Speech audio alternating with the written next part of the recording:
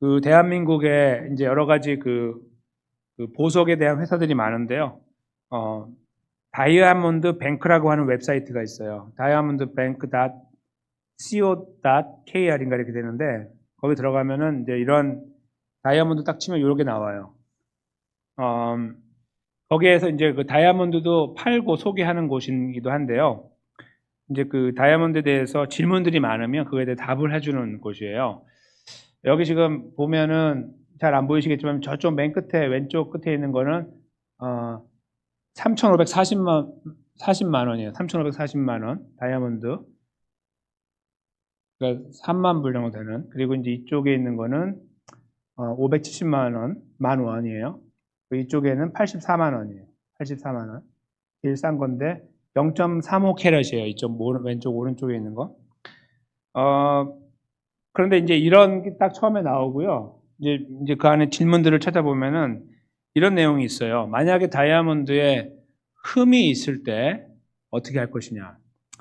흠을 정리하는 방법이 여러 가지가 있더라고요. 그 안에다가 이렇게 액체를 넣어가지고 채우는 방법이 있고요. 잘라내는 방법이 있어요. 근데 이제 잘라내는 거는 가급적 안 하는 게, 잘라내면 작아지잖아요. 이게 지금 0.35 캐럿인데 이게 쭉 줄어들면 돈이 줄어들어요. 원래 0.38 캐럿이 되면요, 0.03이 올라가잖아요. 그럼 이게 100만 원이 넘는다고 그래요.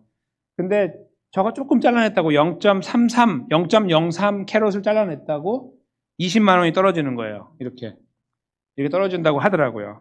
그래서 흠이라는 게 딱 등장하면은, 자꾸 잘라지게 되면은 다이아몬드가 갑자기 떨어지게 되는 거예요. 아주 컸던 것이 그냥 확 떨어지는 그런 현상을 맞이하게 된다. 그렇게 써놨어요, 거기다가. 그래서 이제 전부 경우가 다르지만 정 안 될 경우는 커팅을 하는데, 커팅을 하면은 값이 떨어진다는 것을 예상해야 된다. 이렇게 써놨습니다. 보석이 그래서 가지고 있는 가치가 만약에 아무리 몇 캐럿이 되는 거라고 해도 중간에 큰 흠이 있으면요, 그건 가치가 떨어져요. 그 자체로는. 잘라내야만 되는데, 잘라냈기 때문에 값이 뚝 떨어지게 된다는 거. 근데 이것은 보석만 그런 게 아니고요. 저희 사람의 살아가는 관계에서도 흠이라는 것이 작용할 때가 있어요. 흠 있는 사람을 품어주고 안 품어주고의 문제가 아니고요. 지금 그런 문제가 아니고요. 흠이라는 것이, 예를 들어서 어떤 전과가 있어요. 근데 이것이 어떤 공동체만 만나면 사람들에게 거짓말을 해가지고 금품을 갈취하는 일을 해요. 예를 들어 어떤 사람이 그런다고 쳐봐요. 그러면 그분이 우리 교회에 이렇게 들어왔어요. 그러면은 우리는 그 흠에 대해서 굉장히 조심해야 돼요. 특별히 그런 사람이 있을 경우는 당회가 그거를 굉장히 와치를 해야 되는 거예요. 책임을 지고. 성도들은 잘 모르시니까. 그런 것들을 해야 돼요. 그분을 이렇게 우리로부터 떨어지게 하는 게 아니고요. 조심해야 돼요. 그렇죠? 흠이라는 것은 그런 문제가 발생합니다. 그거를 가만뒀다가 성도님들 중에 그분 때문에 어려움을 당하는 분이 생길 수가 있어요. 경제적으로 막 그분이 다 가져갈 수도 있고 위협을 할 수도 있고, 그렇죠? 그런 문제, 품어주는 거하고 다른 문제예요. 그건 다른 문제입니다. 흠이라는 것은 인간관계에서도 굉장히 조심스러운 것이 많아요. 관계를 틀어버리기도 하고 어렵게 만들기도 하고. 이거는 그런 어떤 범죄자의 문제뿐만 아니라 개인적인 관계에서도요, 부부간의 관계에서도 서로 흠이라는 것을 서로 짚어내기 시작했을 때 문제가 커지는 경우도 있죠. 상대방의 흠을 계속 이렇게 하다 보면. 품어주는 게 아니라 그 흠이 커지게 되면 더 문제가 발생하기도 해요. 하나님께서 이 흠에 대해서, 제 이름의 끝자락이 흠이잖아요. 이 흠은 아니에요. 근데 일단은 흠의 문제에서 제가 제목을 잡으면서 야 이거 재밌다 이렇게 생각했는데, 하나님께서도 이제 흠이라는 단어를 굳이 사용하실 때가 이제 있어요. 많이 있는 게 아닌데 오늘 아주 지금 처음으로 나오는 거예요. 저 앞에서 한참 앞에서 몇 번 나왔는데 오늘 그걸 다시 이제 하나님께서 갖고 오셨는데요. 흠이 있는 동물들에 대한 이야기예요. 그러니까 사람 관계, 어떤 저 보석의 문제 이런 데도 흠이라는 게 개입하면 문제가 된다는 거 저희가 이제 들었는데, 하나님께서 생각하고 계시는 흠은 어떤 것인가, 그리고 그것은 어떻게 극복할 수 있는가, 오늘 본문에 저희가 이제 생각해 보려고 그래요. 흠의 문제. 그 흠의 문제의 대상이 되는 것이 이제 동물이죠. 여기 이제 첫 번째 19절을 보시면 소와 양의 처음 난 수컷은 이제 구별하는 문제가 나오는데, 흠은 이제 사실은 그 21절에 나오죠. 근데 일단 거기로 가기 전에 앞에 두 절을 잠깐 보겠습니다. 어떤 상황인지를 봐야 되니까. 소와 양의 처음 난 수컷은, 암컷은 아닙니다. 수컷이에요. 그걸 구별하여 내 하나님 여호와께 드릴 것이다. 출애굽기 12장 12절부터 해서 쭉 시작되는 내용들을 보면요. 기억하시겠지만 이스라엘 백성들이 이렇게 출애굽을 했을 때 남자들 있잖아요. 장자를 죽이셨죠. 장녀를 죽이지 않았어요. 하나님께서 장자, 수컷을 다 쳤어요. 그래서 남자로, 사람은 남자죠. 사람으로 하면 동물은 수컷은 다 죽었어요. 첫 번째 것은 그거 기억하시죠? 유월절, 우리가 오늘 찬양 속에도 담겨 있었던 바로 그 유월절 사건을 통해서 하나님께서 첫 번째 남자 사람과 수컷은 다 죽이셨다. 그것을 바탕으로 해서 오늘 이 말씀이 나온 거예요.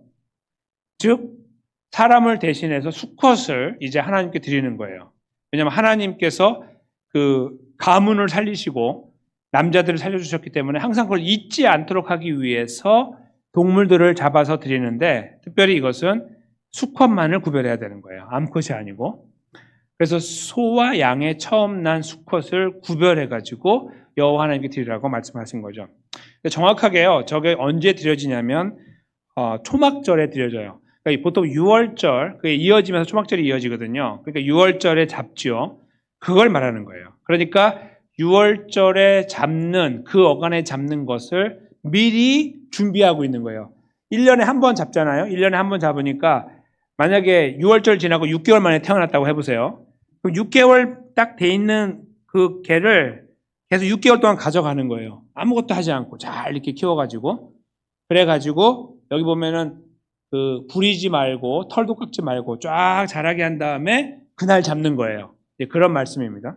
그렇게 해가지고 반드시 수컷을 잡아서 아들을 대신했던 하나님을 기억하고 그 하나님의 유월절을 기억하도록 하기 위한 하나님의 뜻이 여기 있는 거예요. 그걸 잡으면 먹는 거죠. 여기 보시면 20절에 보시면 너와 내 가족은 매년 여호와께서 택하신 곳에서 초막절, 유월절 이어지는 거예요. 그때 거기서 여호와 하나님 앞에서 그걸 먹어라. 같이 먹으면서 그날을 기억하도록 하신 거예요. 그런데요. 그러니까 이제 하나님께 먼저 드리고 그걸 다시 먹는 거예요. 이렇게 구별한 다음에 먹는 이런 의미가 있는데 만약에 21절에 보면 흠이 있어요. 이제 가다가 흠이 생겼겠죠. 처음에 태어났을 때가 아닐 수 있고요.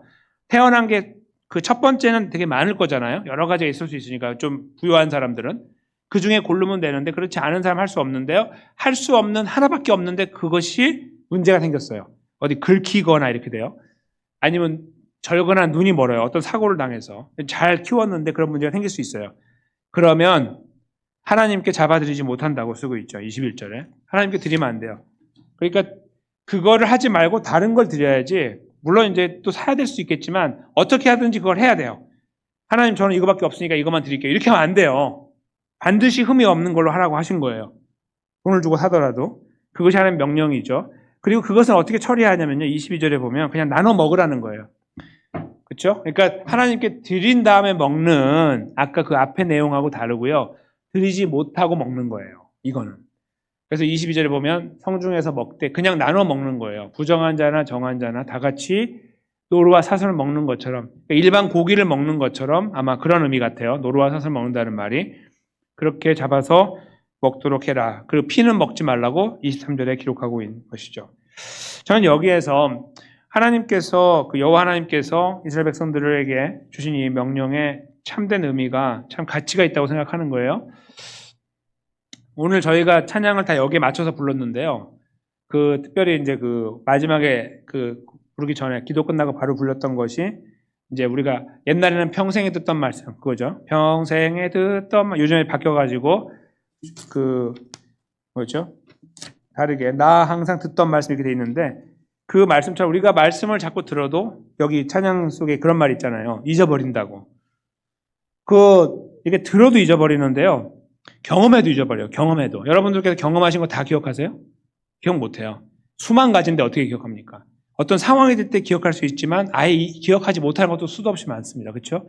기억 못해요. 우리 기억력에 분명히 한계가 있기 때문에. 그래서 하나님께서 가장 중요하게 여기시는 구원의 문제, 이스라엘 백성의 구원의 문제는 유월절인데 유월절의 문제를 계속 머릿속에 각인시키기 위한 하나님의 방법이 바로 제사였던 거예요.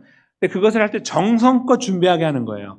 태어날 때부터 1년을 보면서 어떤 거는 유월절 지나자마자 태어난 것이 있을 수 있잖아요. 그러면 1년 동안 그것을 잘 간직해가지고 1년 뒤에 드리는 거죠. 어떤 거는 한참 지나고 태어날 수 있지만 처음 태어난 것에 대해 관심을 갖고 그걸 애지중지 키우는 거예요. 어디 부딪히지 않게 잘 이렇게 양육해가지고 그날 잡도록 그렇게 하신 거죠.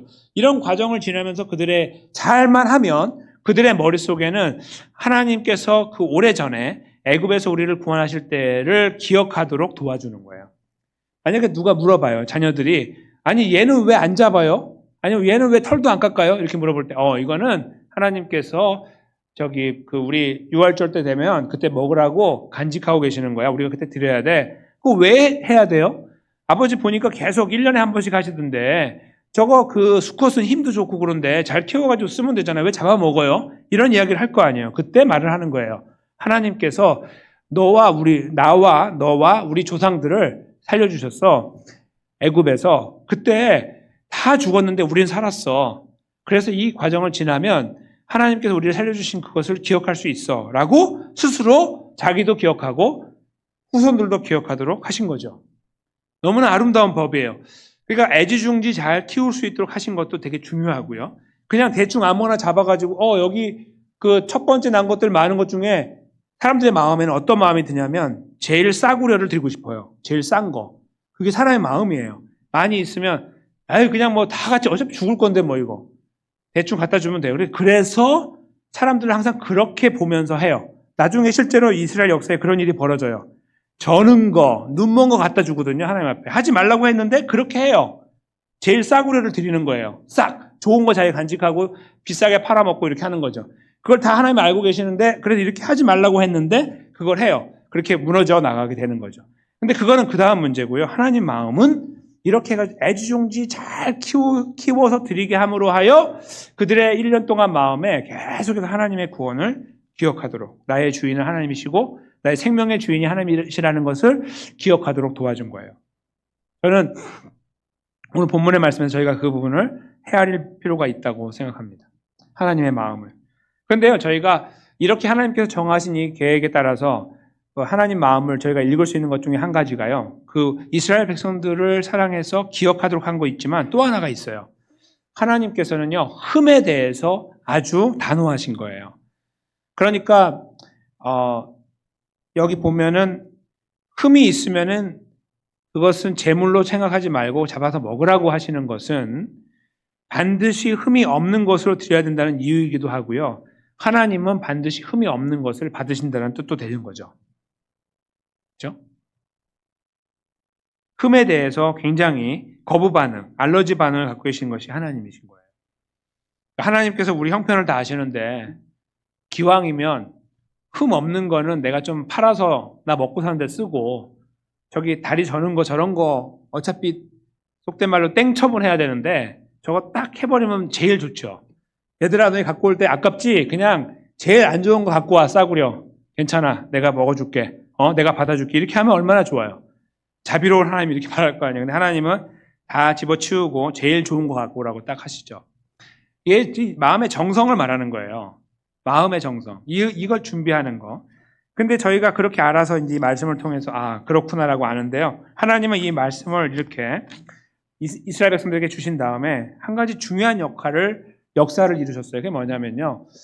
저 흠의 문제가 이 동물들과 관계에서 하나님은 동물들이 흠이 있으면 드리지 말라고 했는데 사람들은 이걸 지키지 않으므로 흠이 생겼어요. 그러니까 동물의 흠의 문제가 누구에게 전가가 되냐면 사람들에게 들어오는 거예요. 사람들이 그걸 지키지 않으니까. 결국은 이 동물의 흠의 문제가 사람들에게 들어오기 시작해요. 사람들이 저 흠을 뒤집어 쓰는 거예요. 하나님하고 관계에서. 그래서 그들은 다 흠이 있는 존재로 하나님의 벌을 받고 하나님의 진노를 받는 이런 걸음을 걷게 된 거예요. 아까 제가 말씀드린 것처럼. 그래서 바로 이 사건 때문에, 이런 일들 때문에 하나님 아버지께서 계획하신 대로 따라서 예수님을 이 땅에 보내주신 거예요. 저희를 구원하신 예수님의 걸음을 조금 독특하게 표현하는 것이 에베소서 말씀인데 잘 보세요. 1장 말씀인데요. 정말 놀라운 말씀이에요. 신약에 흠이라는 단어로 이렇게 표현하는 것은 여기 몇 군데밖에 없어요. 에베소서에 2번 나오고. 근데 그 중에 제 첫 번째 나와 있는 이게 가장 저희한테 맞는 말씀이라서 제가 갖고 왔는데요. 한번 저희가 잠깐 읽어볼게요. 먼저 4절, 제일 앞부분만 먼저 읽고 제가 5절, 6절 읽어주십시오. 함께 읽겠습니다. 처음은 곧 창세 전에 그리스도 안에서 우리를 택하사 우리로 사랑 안에서 그 앞에 거룩하고 흠이 없게 하시려고 제가 있습니다. 그 기쁘신 뜻대로 우리를 예정하사 예수 그리스도로 말미암아 자기의 아들들이 되게 하셨으니 그의 사랑하시는 자 안에서 우리에게 거저 주시는 바 그의 은혜의 영광을 찬송하게 하려는 것이라. 아멘. 예수님의 십자가와 부활을 통해 이루신 구원을 조금 다르게 표현하는 것이 바로 이거예요. 뭐냐면 흠이 없게 하시려고. 오늘 본문은요, 저희들에게 이렇게 해서 하나님과의 관계를 지켜나가는 것을 말씀하셨고 동물들의 흠 없는 것을 준비해 드리는 과정을 통해서, 그러나 인간들은 이 말씀을 거절하고 흠이 있는 것만 골라서 드리는 사람들로 전락해버려요. 흠이 있는 것만 드려요. 그렇게 됐거든요. 그래서 그들이 흠을 뒤집어 쓰는 존재가 됐다고 말씀드렸잖아요. 그 흠에 대한 문제를 예수님께서 정리하셨다는 거예요.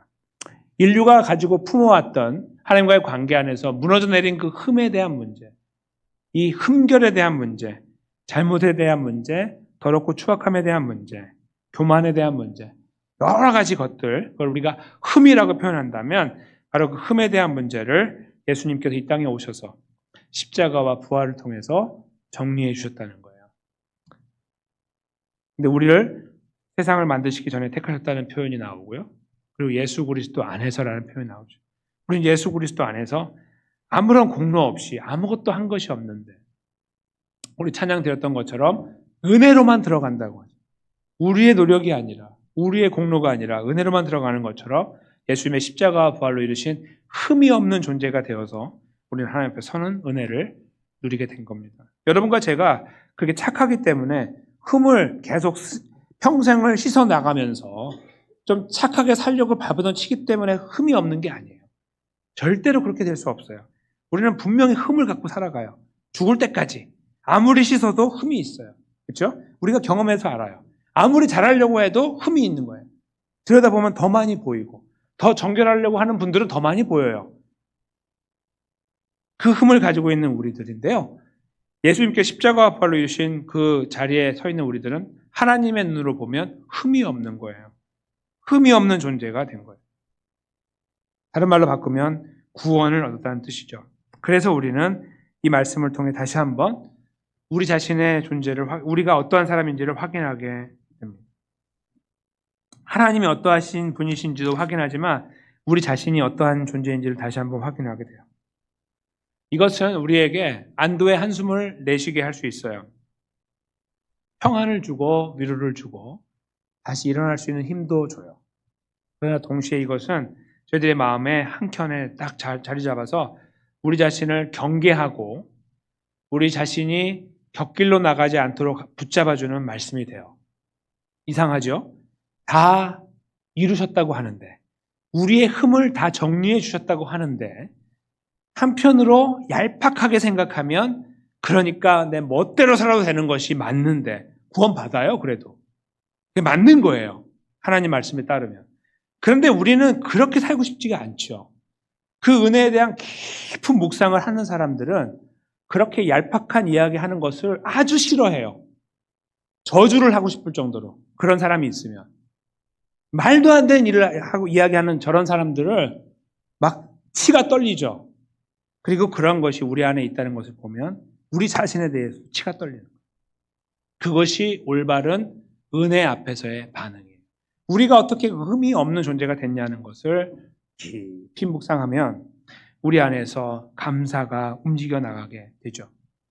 감사가 생겼을 때 우리는 그 말씀이 우리를 붙잡는 기회가 돼요. 방심하고 평안한 길과 죄악된 길에 서는 것을 이 은혜가 붙잡아주는 거예요. 은혜가 어떤 분들은 우리를 방종하게 만든다고 평가하기도 해요. 그래서요, 교회 안에서도 성경 공부나 어떤 말씀을 통해서 이렇게 우리가 붙잡아 주려고 하는 거예요. 그렇게 되면 구원 못 받습니다. 이게 가장 확실한 방법이에요. 성도들에게 그렇게 되면 구원 못 받습니다. 이렇게 말하면요, 이것처럼 무서운 말씀이 없어 벌벌 떨어요. 성도들이 아주 정확하게 짚어주면 그 사람은 진짜 말을 잘 들어요. 열심히 하고, 그렇죠? 근데 이건 복음이 아니에요. 절대 복음이 아니에요. 아무도 구원 못 받아요, 그러면. 그게 아니고 예수님의 십자가와 부활이 우리를 흠이 없게 하셨어요. 우리가 구원을 받았잖아요. 은혜를 들었을 때 얄팍한 사람들은 곁길로 나가요. 그거 I don't care입니다. 그거 우리가 신경 쓸 거 없어요. 알아서 하라고 그래요. 그 사람이 가서 하나님께 맞으면서 가도 상관없어요. 우리는 그게 아니라 은혜를 경험하여 우리가 흠이 없는 존재가 되는 사실을 느낄 때에 오늘 본문을 통해서 하나님께서 흠이 얼마나 민감한 분이신지를 아는 우리가 예수님의 십자가와 부활로 흠이 없는 존재가 됐다는 것을 확인할 때 우리 안에 몰려오는 안도의 헌숨과 더불어 감사와 기쁨과 감격의 눈물이 살아 움직이게 된다는 거죠. 여기 계신 모든 분들 저를 포함해서요. 이 은혜가 우리를 사로잡는 삶의 참된 깊이 가운데 들어가기 원합니다. 은혜만 생각하면 눈물이 막 글썽이고요. 하나님의 은혜만 생각하면.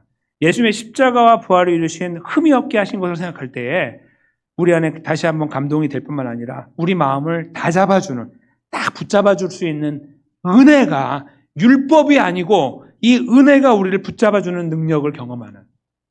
그래서 오히려 그것 때문에 율법을 지켜나가는, 율법을 따라 하나님 백성의 삶을 살아가는 그런 자리로 나아가는 은혜가 우리 모두에게 있어지기를 원합니다.